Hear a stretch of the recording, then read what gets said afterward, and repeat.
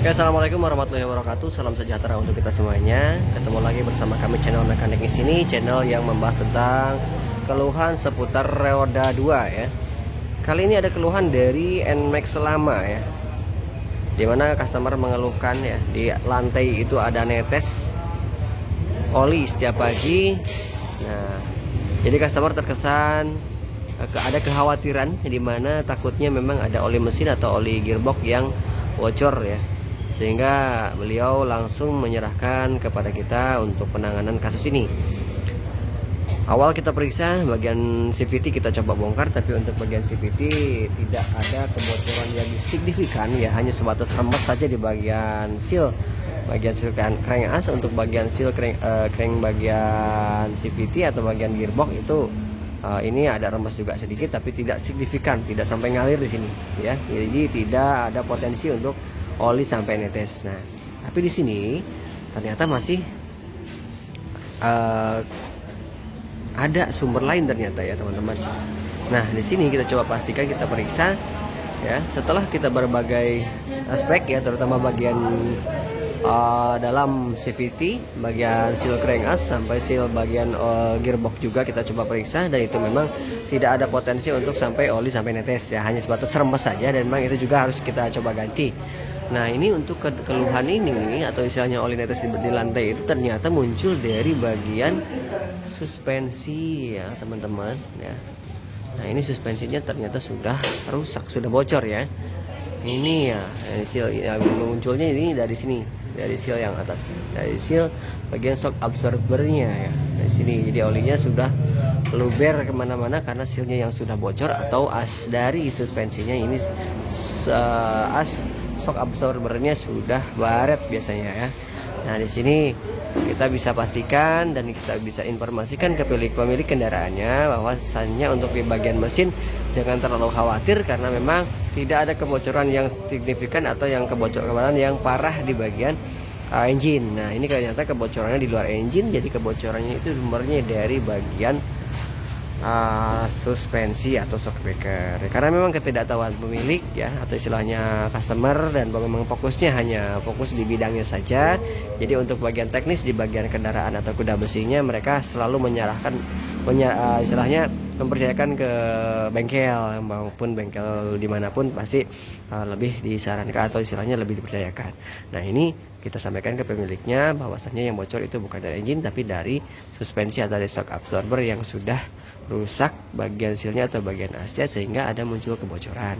Nah, di sini juga misalkan ada kejadian seperti ini, teman-teman coba periksa ya bagian shock absorbernya, supaya teman-teman tidak terlalu panik misalkan ada bocor. Oh, ternyata bocornya bukan dari mesin ya. Nah, di sini ternyata bocornya dari shock absorber. Sebelah sini juga sudah ada rembes, tapi belum sampai netes ya. Ini masih belum terlalu parah untuk yang bagian kanan. Untuk yang bagian kiri ini yang sudah sampai netes di lantai ya teman-teman. Lama kelamaan ini tidak nyaman untuk dikendarai karena posisinya tidak ada peredam kejutnya ya.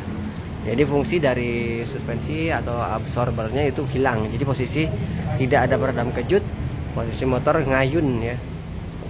Dan ketika jalan berbatu ada hentakan yang sangat keras ketika tendangan baliknya ya.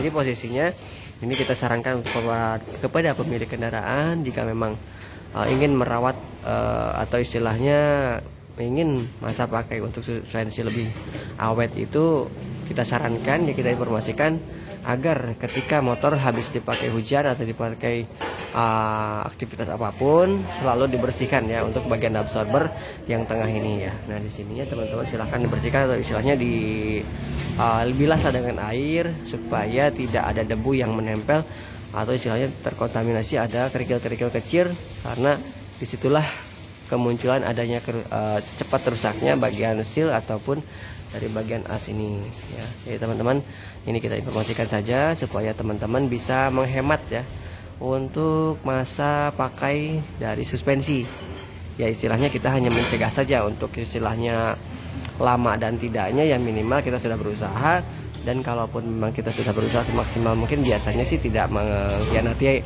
dari proses kalau hasil itu ya. Jadi semuanya balik lagi ke kita sebenarnya, kalau istilahnya ini untuk komponen ingin awet atau istilahnya masa pakai lebih panjang, intinya durabilitasnya lebih panjang.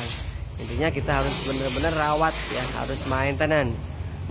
Untuk kebersihannya juga ya teman-teman, bisa bantu jaga kebersihannya, untuk kami bisa bantu jaga perawatan berbagai aspek dari segi teknisnya ya teman-teman. Usahakan motor dalam kondisi bersih ya, karena memang ini dekat sekali dengan ban, jadi untuk kontaminasi debu atau istilahnya kerikil-kerikil kecil itu sangat berpotensi dekat dan sangat berpotensi cepat sekali rusaknya bagian suspensi atau shock absorber yang belakang ya, di motor apapun itu ya teman-teman.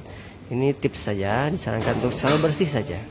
Ketika habis aktivitas atau hujan-hujanan atau apapun isinya, segera bilas dengan air dan dilap menggunakan lap kering supaya debu-debu yang menempel cepat terbilas atau cepat hilang.